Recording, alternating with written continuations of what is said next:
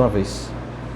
Sim, ó Deus, nós estamos diante de Ti, em ajuntamento solene, buscando, neste último dia do ano, Te adorar, Te entregar louvores, fazer leituras bíblicas, trazer a nossa família, ó Deus, para se encontrar contigo, porque nós sabemos, ó Deus, o quanto nós somos fracos, nós somos dependentes.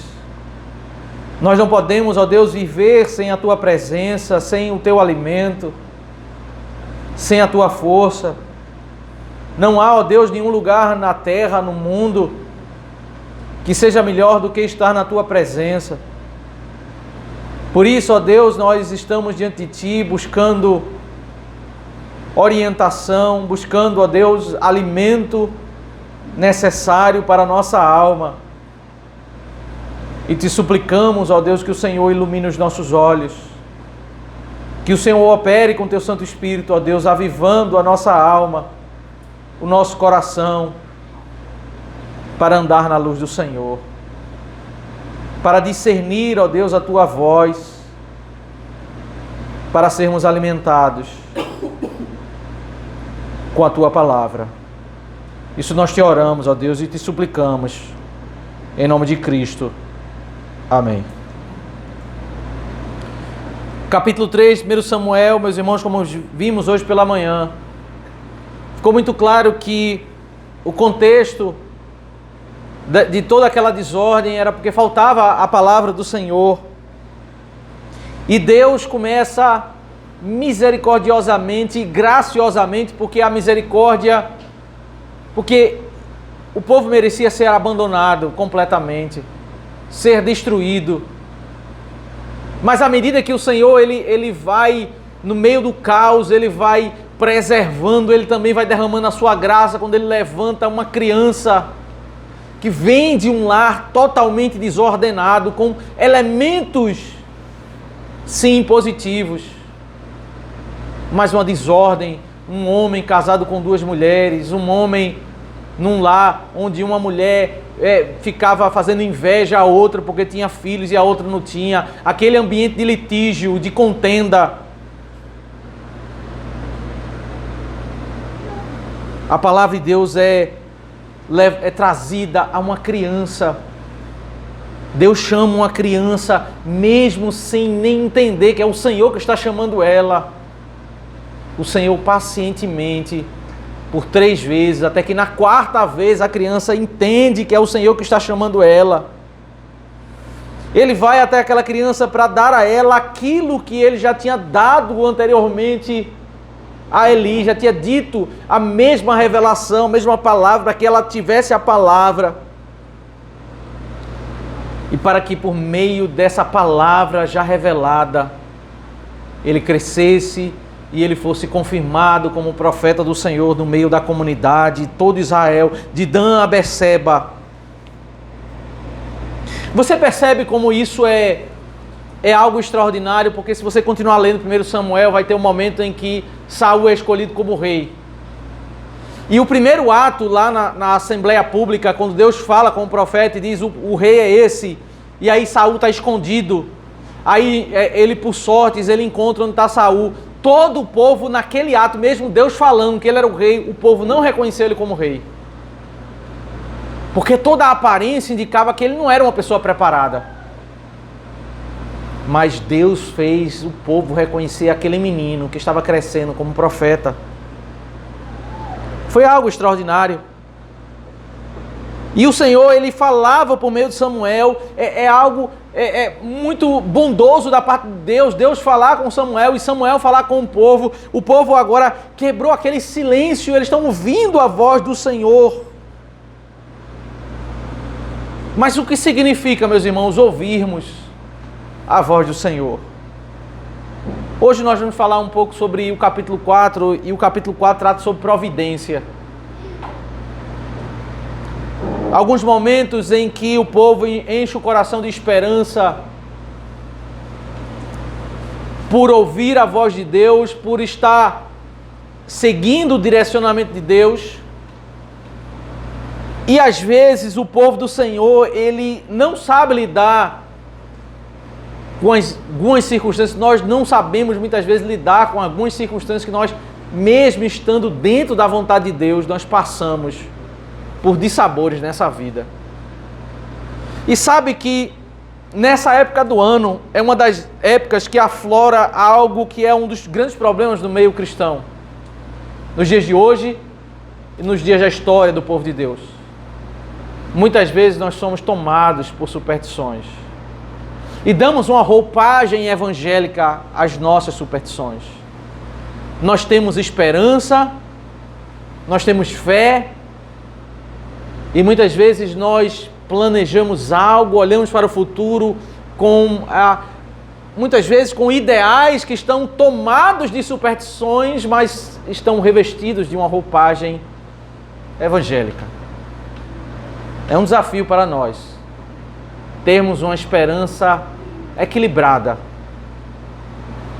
fundamentada na palavra do Senhor e não nos jargões evangelicais, positivistas, de que porque nós estamos na fé, nós estamos no Senhor, tudo vai dar certo na nossa vida. Todos os nossos planos vão ser realizados. Tudo que nós quisermos, se nós crermos, nós vamos ter. São dos exemplos que nós vemos hoje nos dias, da igreja. Na história também era assim. O capítulo 4 destaca um pouco sobre isso. Logo depois de ter algo extraordinário, Deus levantar Samuel, e Deus está falando com Samuel, o povo agora saber que tem uma palavra que vem do Senhor, direta. Eu posso agora viver e saber que eu estou dentro da vontade de Deus. Marca uma cisão dentro daquele período em que eu ia levar a carne para sacrificar, e o sacerdote arrancava um pedaço da carne e dizia, não tem problema não, isso aqui é para mim. O sacerdote era o responsável naquele contexto para desorientar o povo. Mas agora não. Nós estamos em um contexto em que um sacerdote fiel, ele entrega a palavra fiel, ele guia o povo na vontade de Deus, mas e como o povo deve reagir diante disso? O versículo 1 diz, a palavra de Samuel veio a todo Israel. Israel saiu à batalha contra os filisteus e acampou em Ebenezer, e os filisteus acamparam em Afeca. Veja, Deus, a difamação que havia no povo sobre os dois filhos de Eli era grande, todo mundo sabia que eles faziam coisas imorais, e o próprio povo não confiava nesses sacerdotes. Mas agora, todo o povo reconhece, por isso a importância do final do capítulo 3. Todo o povo reconhece que esse menino é um menino, um sacerdote levantado por Deus, que Deus fala com ele, que Deus quer abençoar o povo porque levantou Samuel. E Deus fala com Samuel, Samuel fala com o povo que é para eles irem para a batalha. Eles se preparam e eles vão para a batalha. E ali, o grande inimigo da história de Israel, nesses dois livros que nós vamos acompanhar, os filisteus, eles se acampam também, e agora está preparado um cenário. O versículo 2 destaca esse cenário de guerra. Os filisteus se dispuseram em ordem de batalha para enfrentar Israel. E quando a guerra começou, Israel foi derrotado pelos filisteus, que mataram no campo aberto cerca de 4.000 homens. Israel sofre uma derrota na primeira batalha dessa guerra. Deus disse, vão para a guerra. Eles foram para a guerra e eles perderam. A superstição que nós podemos ter, meus irmãos, frutos de uma doutrina que não procede da palavra de Deus, mas do contexto evangelical, do coração humano, da perspectiva das pessoas que sempre são inclinadas para o positivismo, é que pelo fato de estarmos em comunhão com Deus, pelo fato de ouvirmos a voz de Deus e cumprirmos os seus mandamentos, significa que tudo aquilo que eu empreender, não vou ter problema. Isso é uma falácia. Isso pode se tornar até uma superstição no meu coração quando eu olho para o futuro e eu começo a imaginar que eu não vou ter problemas, que nada vai dar errado, porque se eu ouvir a voz de Deus, se eu seguir a voz de Deus, eu não vou encontrar com problemas. E pode ser exatamente, meus irmãos, como nesse momento E em muitos momentos da história da humanidade, o Deus da providência, Ele nos chama exatamente para enfrentar o problema, para passar por problemas, para sermos amadurecidos e moldados no meio das tribulações determinadas e dirigidas pelo próprio Senhor.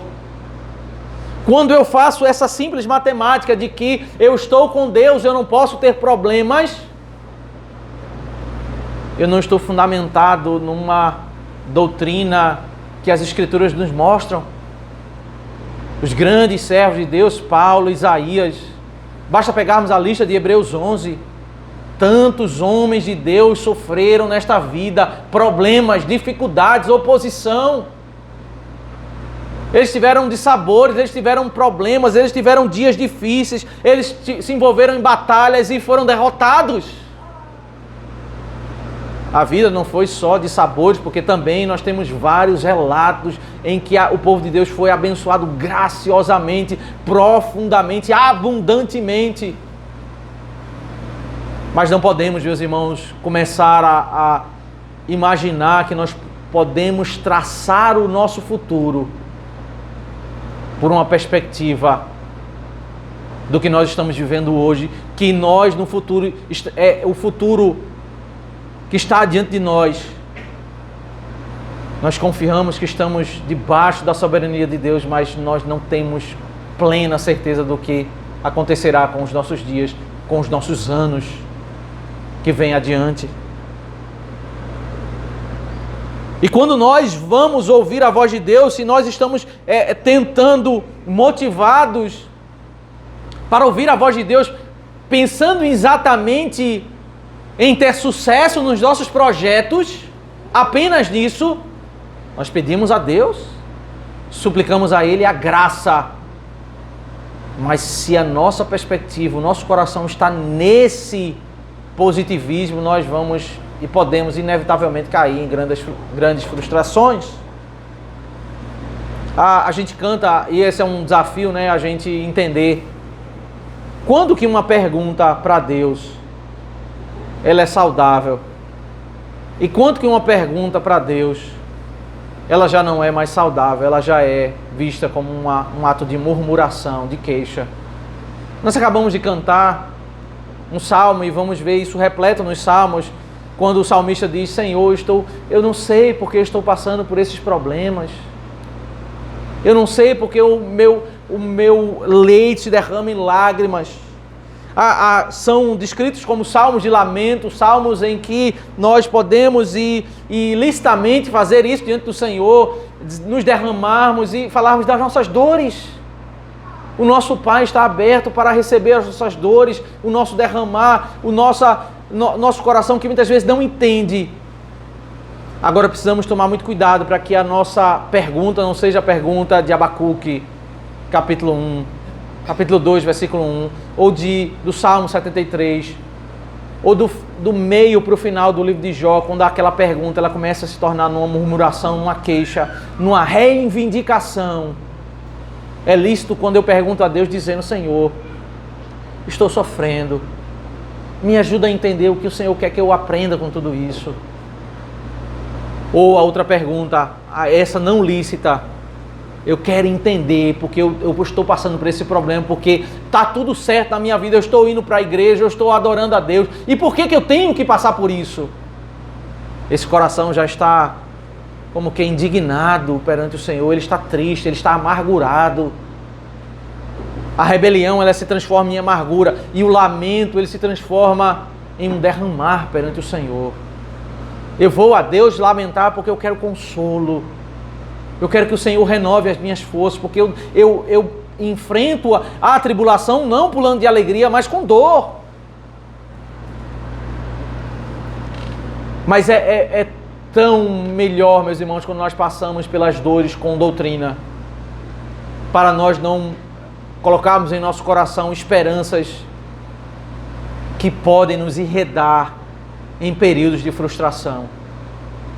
Veja o versículo 3 diz: quando o povo voltou a arraial, os anciãos de Israel disseram: por que o Senhor nos derrotou hoje diante dos filisteus? Você sabe que essa palavra ancião do Antigo Testamento, ela quando é traduzida para o grego, do hebraico para o grego, a palavra grega é presbíteros.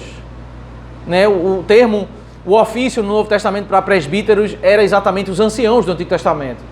A mesma palavra, às vezes é traduzida, você vai pegar uma tradução que está lá presbítero e uma outra tradução ele traduz a palavra, porque a palavra presbítero é a palavra grega e ancião é a tradução da palavra presbítero. Então essa pergunta ela vem da própria liderança da igreja, que não imaginava que o sacerdote fiel, íntegro, que ouviu a voz de Deus, que falou a voz de Deus para a batalha, eles não entenderam que eles iriam passar por problemas, a vitória na mente deles era certa. Porque o Senhor nos derrotou hoje diante dos filisteus. Aí, no meio da pergunta, quando muitas vezes nós não temos a resposta do Senhor. E o desafio na vida é muitas vezes aprendermos a descansar em alguém que está guiando as nossas vidas e nós não temos todas as respostas.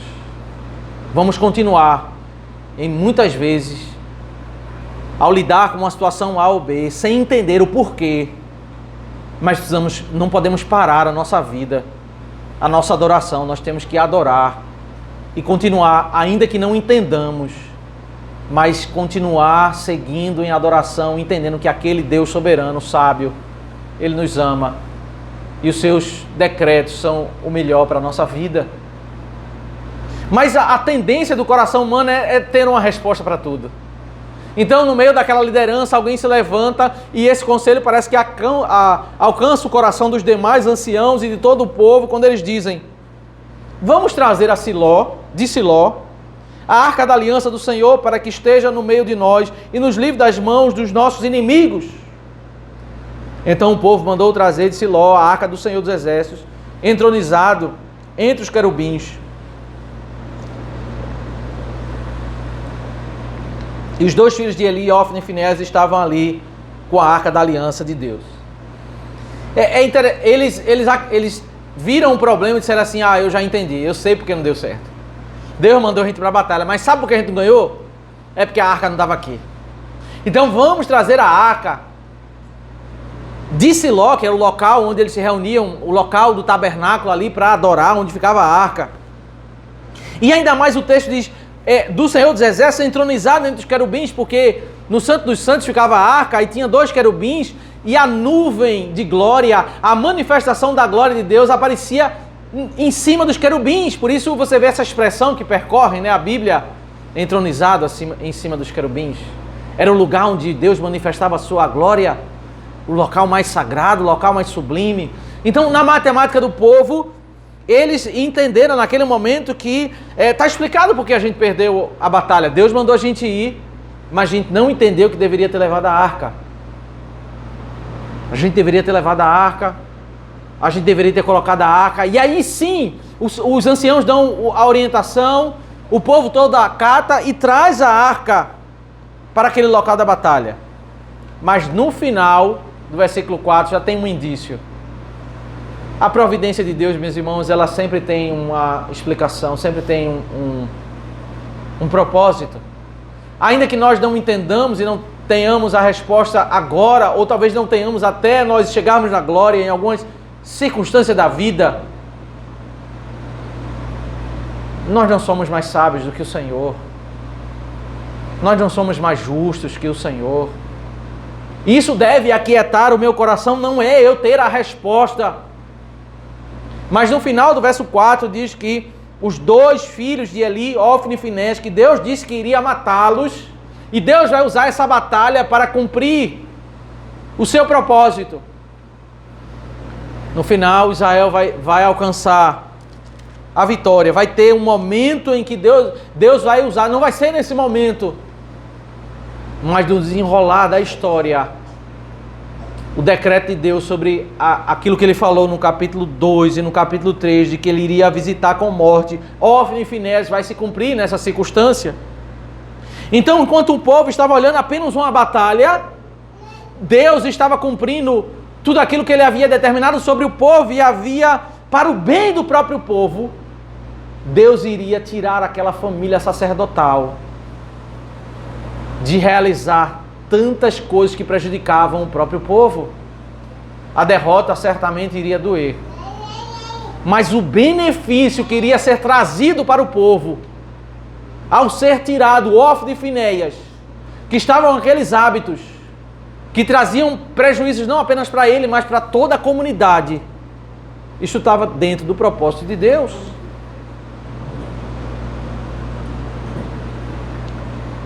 Muitas vezes, meus irmãos, nós somos tomados de ansiedade quando nós olhamos, especialmente nessa época do ano, para o futuro, para o ano que virá. Nós temos projetos, temos planos, muitas vezes temos esperanças. E aquilo que nós precisamos ter ao estarmos diante de Deus e andarmos com Deus é sabermos que tem alguém que governa a nossa vida e quer o nosso bem. Nós olhamos para o futuro não como pessoas abandonadas, desesperadas, em saber que tem alguém que governa e zela por nós. Mas o cuidado que nós precisamos ter, cuidado para que essa esperança não se transforme numa superstição. Para você sair daqui, você imaginar que a cada dia, a cada momento, a cada minuto, a cada projeto, a cada palavra, tudo tem que dar certo na minha e na sua vida. Que nós não podemos passar por dias com problemas de saúde. Que nós não podemos passar com dias em problemas de relacionamento, problemas da nossa sociedade. Que nós não podemos viver em um mundo onde não existem dificuldades. Não é isso que o Senhor nos promete. O Senhor nos promete que em meio às dificuldades o Senhor estará conosco, cuidando do nosso coração. As pessoas no mundo afora, e é isso que a gente vai ver no verso 5 ao 9, né? O contexto do mundo. Eles são tomados de superstições. Mas por que nós, como servos de Deus, também somos afetados por tantos problemas de ansiedade? É porque nós queremos ter a certeza do que vai acontecer conosco nos próximos anos. Nós não queremos, em poucas palavras, muitas vezes o nosso coração, ele não quer depender de Deus. De saber, o meu futuro está nas mãos do Senhor.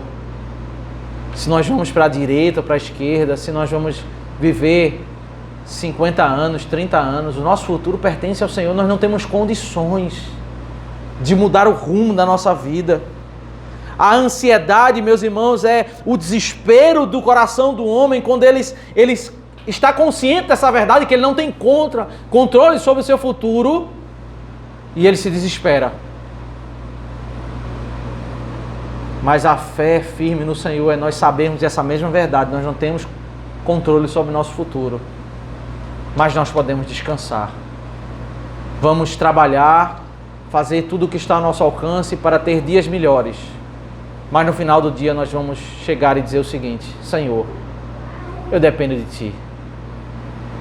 Protege, derrama graça, derrama misericórdia, guia os meus planos, guia os meus esforços.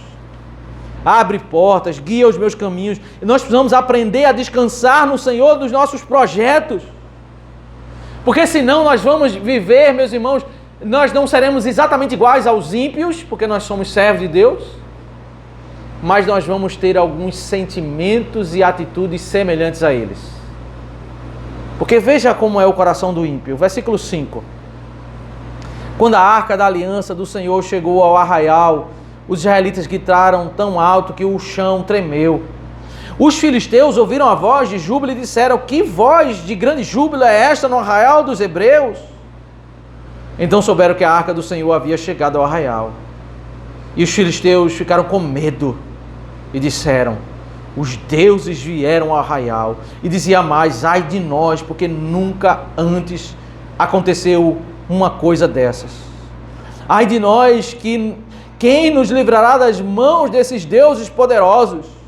São os deuses que atacaram os egípcios com todo tipo de pragas no deserto. Aí veja que ele vai do medo, do pânico, para o outro lado da superstição. A superstição ela tem dois lados, né? O pânico, o medo e a confiança em que eles vão fazer algo que vai dar tudo certo. Então ele oscila, a superstição oscila entre esses dois extremos. Sejam fortes, filisteus, comportem-se como homens, para que não venham a ser escravos dos hebreus, como eles já foram escravos de vocês. Comportem-se como homens e lutem. Eles vão eles puxam força, confiança para entrar na batalha, apesar do pânico, para eles conseguirem ter sucesso no empreendimento deles. O versículo 5 é um versículo que destaca a reação do povo de Deus. Eles saíram depois de uma morte, uma matança de 4.000 homens, para agora eles estão pulando de júbilo. É algo, meus irmãos, eles deveriam ter alegria certamente em estar próximo da arca do Senhor. Mas o Senhor não mandou levar a arca. O Senhor disse que eles tinham que ir para a guerra. Eles apenas tinham que ir para a guerra. Agora eles gritaram tão alto que o chão tremeu. É algo extraordinário, porque eles estão imaginando que de fato eles vão conseguir a vitória. Na mentalidade deles, no coração deles, está explicado porque nós perdemos porque havia um problema. Nós não trouxemos a arca e agora a euforia toma conta do arraial. Meus irmãos, nós podemos ser povo de Deus e entrarmos em euforia por confiarmos que o futuro que está diante de nós vai dar certo exatamente como nós queremos. E quando as coisas dão errado, as pessoas se desesperam. Não tem explicação. Eu tinha uma explicação. Porque se o presbítero da igreja chega diante da igreja lá na guerra e diz: olha, eu estou dizendo para vocês a explicação porque a gente perdeu. A gente perdeu porque não teve a arca. Aí o presbítero manda trazer a arca, traz a arca. Todos os anciãos concordam, o povo concorda, eles vão para a guerra e eles vão perder. E agora? Como explicar?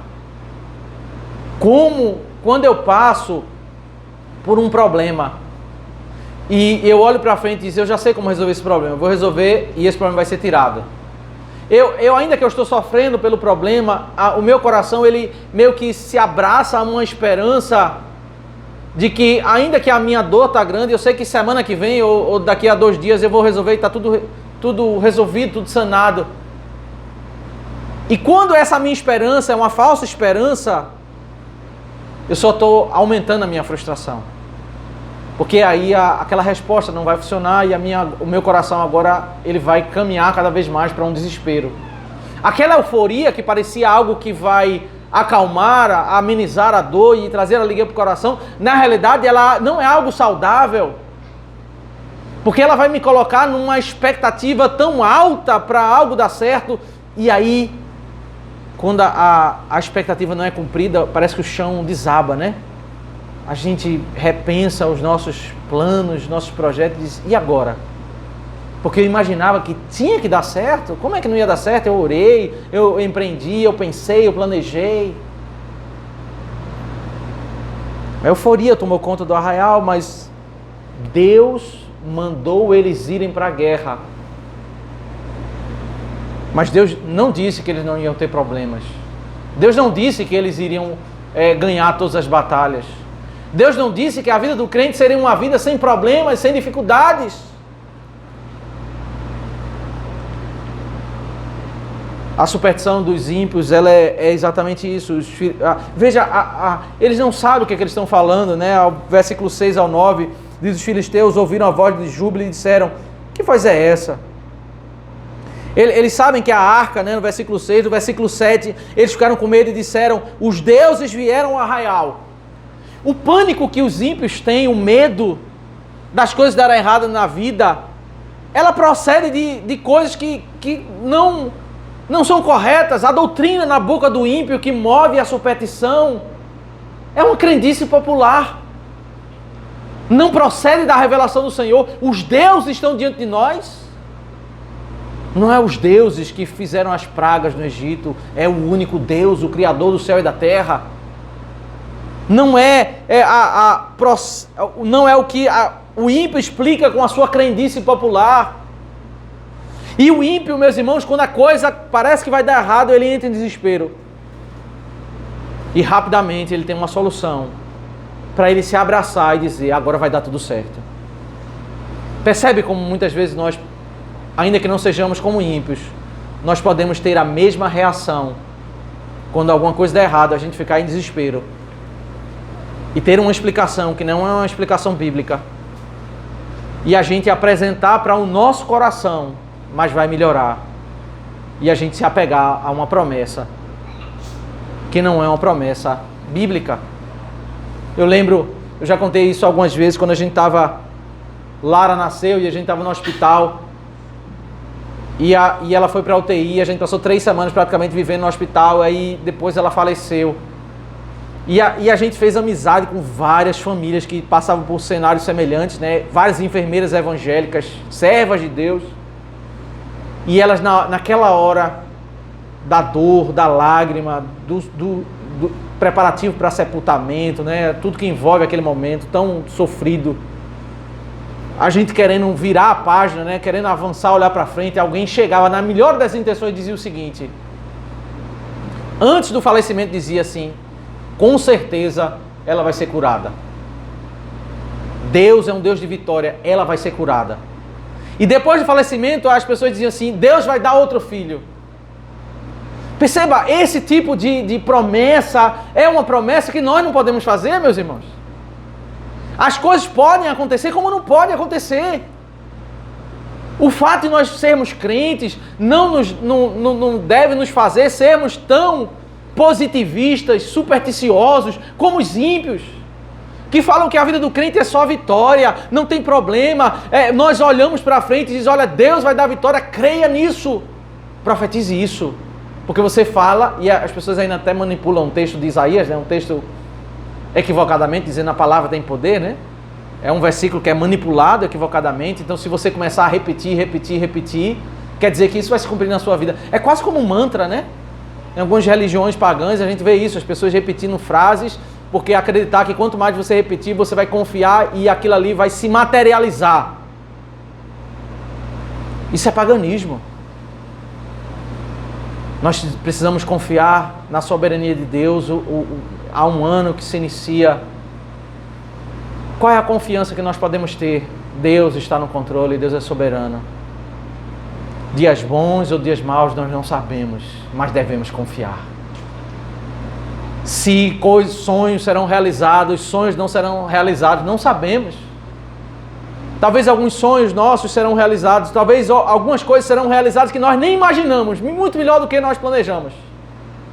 Mas talvez algumas coisas não vão ser cumpridas, talvez nesse ano, mas talvez daqui a alguns anos.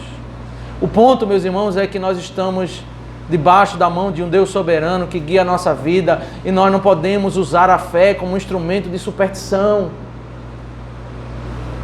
Não vai ser uma roupa que eu visto, não vai ser um símbolo que eu carrego, não vai ser a quantidade de palavras que eu falo e repito como um mantra que vai mudar a soberania de Deus em dirigir os planos segundo a sua vontade. Nós não podemos oscilar no primeiro mês do ano, quando tivermos um problema, entrarmos em desespero. Porque o supersticioso é exatamente isso. Ele às vezes está animado, eufórico, e às vezes ele está desesperado, parece que o mundo acabou. Eu passei por um problema e parece que a minha vida se resume a esse problema. E não é, meus irmãos. Olha para trás. Quantos problemas você passou na sua vida e você imaginava que aquilo ali ia te consumir? E Deus te tirou daquele problema, renovou os dias. Quantas vezes Deus te deu os dias de euforia maravilhosa, de graça? Você nem imaginava passar por uma situação daquela e Deus te deu. Assim a vida. Dias bons, dias maus, nós caminhamos confiando em Deus, sem saber o que está diante de nós, mas nós confiamos que estamos sendo dirigidos pelo Senhor.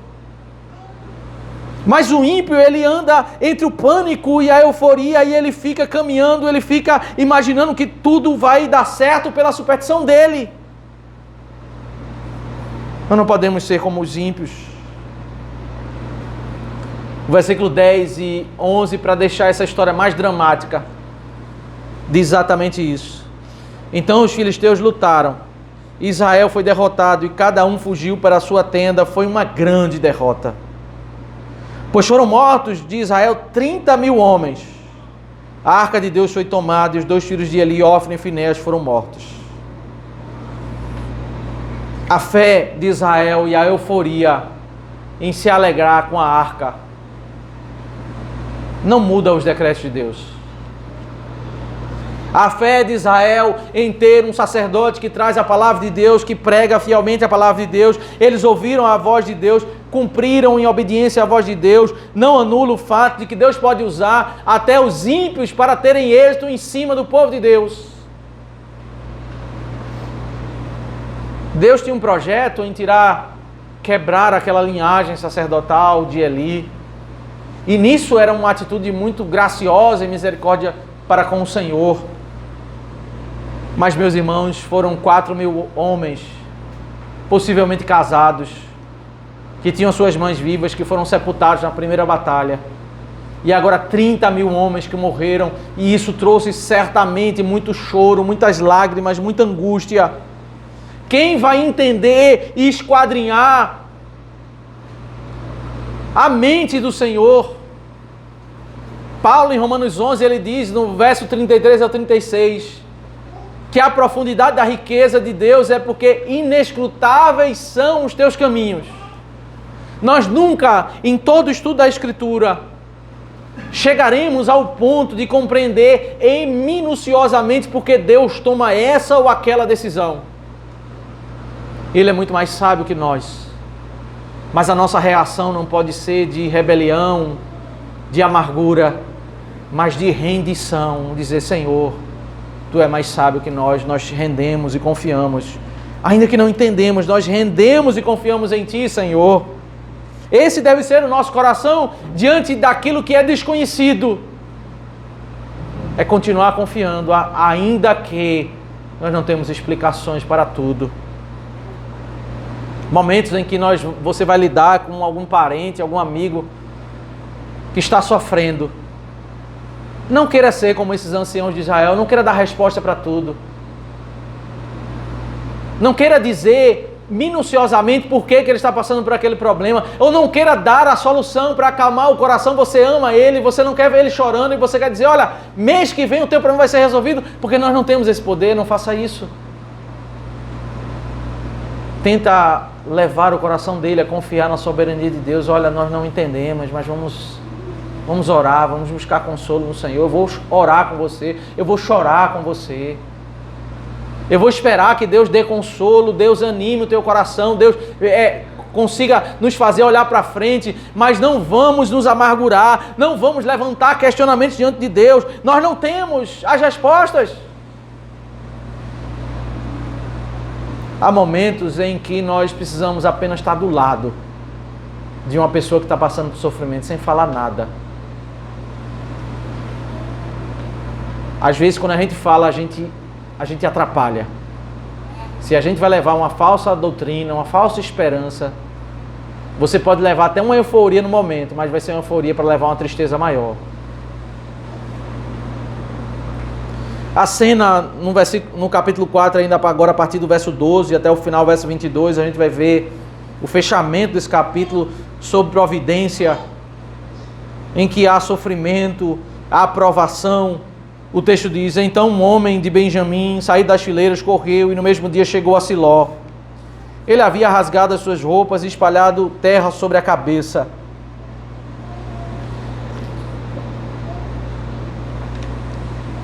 Eli estava sentado numa cadeira perto da estrada, olhando como quem espera, porque o seu coração estava tremendo pela arca de Deus. Depois que o homem entrou na cidade e deu notícia, toda a cidade começou a gritar. Era muito comum, no meio da batalha, seja na vitória ou na derrota, eles mandarem alguém para avisar o povo, porque na derrota, se o exército inimigo viesse, as mulheres e crianças, elas seriam retiradas, né? Dava tempo para fugir, porque o exército inimigo, se ele invadisse a terra, ele ia estuprar as mulheres, matar as crianças. Então, sempre vinha uma pessoa antes para avisar, a gente ganhou, e ter a euforia, acalmar o coração, ou a gente perdeu. E esse homem, ele sinaliza, né, exteriormente, ele rasga suas roupas e coloca a terra na cabeça. Era aquilo visível, para que quem pudesse olhar para ele e visse, ó, nós perdemos a guerra. Ele já estava correndo e sinalizando essa informação, que era o que eles faziam. E o texto diz no verso 13 que o sacerdote Ele estava tremendo por causa da arca de Deus. Ele recebeu a informação no capítulo 2 e no capítulo 3 de que Deus iria matar os seus filhos. E ele reagiu: o Senhor faça o que achar melhor, capítulo 3, verso 18. Mas nada havia sido dito sobre a arca, nem no capítulo 2, no capítulo 3. E ele começa a perceber que talvez Deus use aquele cenário para arrancar a arca do meio do povo do Senhor. E ele está angustiado com isso. Ele está sofrendo com isso. O verso 14 diz: Eli, ouvindo os gritos, perguntou: que alvoroço é esse? Então um homem correndo deu as notícias a Eli. Ora, Eli estava com 98 anos, seus olhos já não se moviam e ele não podia ver. O homem disse a Eli: eu venho de frente da batalha, eu fugi de lá hoje mesmo.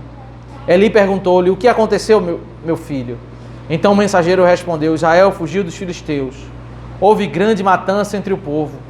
Além disso, os seus 2 filhos, Ofni e Finéias, foram mortos, e a arca de Deus foi tomada. O caos completo tomado, derrota, os filhos mortos, e a arca foi levada. Acabou-se agora a adoração no tabernáculo. Eles não podem agora aspergir o sangue em cima da arca. No dia da expiação, uma vez por ano, o sacerdote mata um animal para entrar e aspergir o sangue, mas a arca foi levada. Eles vão ficar agora, até que esse problema seja resolvido, sem expiar o pecado. Agora morreu vários homens de batalha, 34 mil, mulheres vão ficar viúvas, crianças sem pais, mães sem filhos. E ainda assim o culto ao Senhor foi interrompido. Que sofrimento. O verso 18 faz questão de destacar esse elemento da arca. Quando ele fez bênção da arca de Deus, ele caiu da cadeira para trás, junto ao portão da cidade, quebrou o pescoço e morreu. Ele era um homem velho e pesado e havia julgado Israel durante 40 anos. Os filhos morreram, a arca foi levada, mas no meio da providência de Deus, Deus interrompeu aquela adoração que estavam sendo feita por meio daqueles sacerdotes de modo desordenado. Nós podemos ver, meus irmãos, em meio ao mais profundo caos, a misericórdia de Deus. No meio do maior sofrimento, da maior desordem, Deus, Ele nos ensina.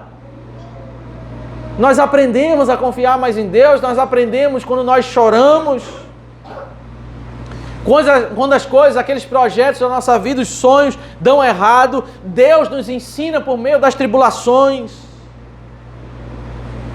Deus nos ensina a sermos mais gratos quando nós passávamos por uma situação totalmente oposta àquela do sofrimento. Deus nos ensina a ter mais compaixão com outra pessoa que passa por aquele mesmo problema que nós já passamos lá atrás. Deus nos dá sabedoria a viver nesse mundo, confiando mais nele, a não colocar o coração neste mundo, saber que nesse mundo nós temos alegrias, mas nós não vamos ter a realização plena, não vamos encontrar nesse mundo o céu. Nós começamos no meio das tribulações, Deus nos ensinar que o nosso coração pode desfrutar de grandes bênçãos aqui na terra, mas é só na glória que nós vamos ter o pleno deleite, meus irmãos. É só na glória. A arca foi tomada, famílias sofreram, mas Deus estava purificando o seu povo. Deus estava restaurando o seu povo. Interessante que agora no verso 19 a 22 termina com um relato de nascimento de uma criança. E até o capítulo 4 de 1 Samuel, esse elemento da criança é algo muito importante na narrativa, porque toda a narrativa começa uma mulher que não consegue ter filho. E Deus vai fazer a mudança de Israel por meio de uma criança. Mas o que é uma criança?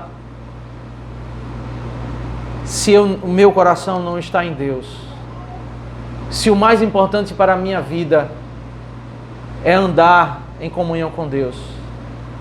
Até a maior dádiva que o Senhor possa dar a mim, ela não vai ser recebida com alegria, se o meu coração não estiver correto diante de Deus.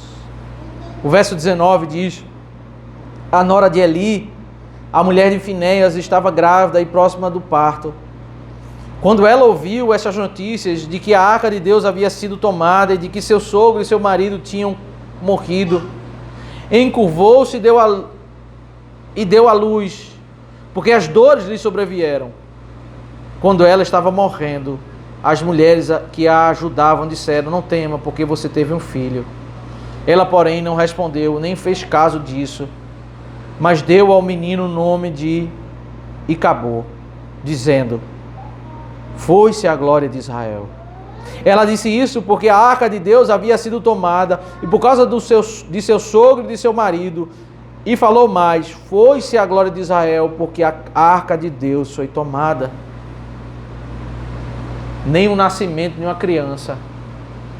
Aquela mulher vai morrer. Veja que agora tem uma criança sem uma mãe. Não tinha um pai, não tem um avô, uma criança sem uma mãe. E aquela mulher, ela não, nem na hora do nascimento, ela consegue encontrar alegria. Porque o tamanho da desordem que é eles viverem sem ter a arca, sem ter o culto. Talvez o coração dessa mulher não estava devidamente focado em ter a arca e usar devidamente, porque ali eles usavam a arca e a arca estava sendo usada mais para a maldição do que para a bênção, porque havia uma desordem na estrutura sacerdotal. E há certamente no meio dessa dor que eles passaram, um ato de misericórdia do Senhor. Deus estava trabalhando para eles terem a alegria de ter um culto restaurado. Precisamos, meus irmãos, eu queria tirar algumas aplicações desse texto ao lidarmos sobre esse tema da providência de Deus. Primeiro, quando você olha para trás na sua vida sobre problemas que você já enfrentou, sofrimentos, angústias, cuidado como que você fica com a recorrência que você tem sobre esses momentos da história do passado. Que você errou, que você sofreu, que você passou por angústias profundas na sua vida. Cuidado para você não ficar preso a isso. Não fique tentando trazer à tona esses eventos, tentando entender o porquê, tentando explicação para tudo. Deixa as coisas do passado no passado. Olha para frente, mesmo que nós não tenhamos todas as respostas, porque nós não vamos ter todas as respostas. Olha para trás, para as bênçãos que Deus nos deu. Olha para esses dias do sofrimento, até nos dias do sofrimento, o quanto Deus te ensinou no meio do sofrimento. Agora olha para frente. Estamos diante da soberania de Deus, Deus está guiando a nossa vida, Deus tem decretos sobre a nossa vida. Vamos iniciar o ano com esperança, mas uma esperança equilibrada. A esperança que nós podemos ter não é de dizer que tudo vai dar certo na nossa vida, mas é a esperança de saber que o melhor caminho é estar em comunhão com Deus. Se alguns projetos derem certo, vamos agradecer, porque Deus não tinha obrigação de nos dar. Se alguns projetos derem errado, nós vamos nos levantar, darmos graças ao Senhor e sabermos que Deus está guiando a nossa vida. Ele tem um propósito, Ele está nos ensinando, Ele está nos guiando. Mas nós não podemos nem oscilar entre o pânico e o positivismo. Não quer dizer que tudo vai dar errado e eu tenho que entrar em pânico, porque eu não sei o que vai suceder com a minha vida. O pagão faz isso. E nem ser positivista de que tudo tem que dar certo. Porque eu virei um ano na igreja, porque eu botei uma roupa branca, porque eu coloquei um pedaço de uma flor na carteira, porque eu fiz esse ou aquele ritual. Elementos que invadem o coração da sociedade, mas que são elementos do paganismo. O nosso coração, meus irmãos, deve estar no Senhor, porque o Senhor é um Deus que nos redimiu por meio de Cristo, pela sua graça nos salvou, para nessa vida, como filhos, sermos agraciados. Nós podemos ter essa convicção, nós vamos ser agraciados. Nós não podemos dizer que tudo vai dar certo, mas Deus vai abençoar a nossa vida, a nossa família. Deus vai nos dar problemas para nós resolvermos os problemas, enfrentarmos problemas, amadurecermos e mais à frente nós ensinarmos outras pessoas que vão passar por problemas, e você vai ali naquele momento erguer aquela pessoa e dizer: olha, eu já passei por isso, foi difícil, mas Deus cuidou da minha vida e Ele vai cuidar da tua. Nós não sabemos quando Deus vai tirar esse problema, mas Deus é teu Pai, Ele te ama, Ele vai cuidar da tua vida. E nós levamos uma palavra de consolo equilibrada. Podemos, meus irmãos, olhar para diante de nós e termos essa verdade. Nós temos incertezas, não temos completa e nem podemos ter essa ousadia de dizer o que vai acontecer, o que não vai acontecer. Mas devemos descansar no Deus que nos redimiu, que nos ama, que nos amou na eternidade, nos ama hoje por toda a eternidade. Esse Deus, Ele quer o melhor para nós e Ele está nos guiando nos dias bons, nos dias maus. Que o nosso coração seja cheio da verdade de Deus, longe de doutrina. Fuja da euforia que profetiza na tua vida só vitória. Fuja dessa euforia, porque isso é uma grande ilusão, isso é um perigo para a tua alma. A euforia supersticiosa, ela prepara o teu coração para uma frustração tremenda. Mas descansa o coração nas incertezas.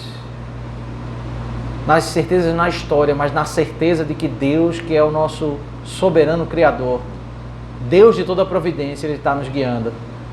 Ele vai nos guardar. Ele vai derramar sobre nós, dia após dia, aquilo que nós precisamos. E nisso, nós podemos descansar. Descansar não como ímpio, mas descansar numa esperança equilibrada de que Deus nos ama. Que o Senhor Deus nos abençoe. Vamos nos colocar de pé.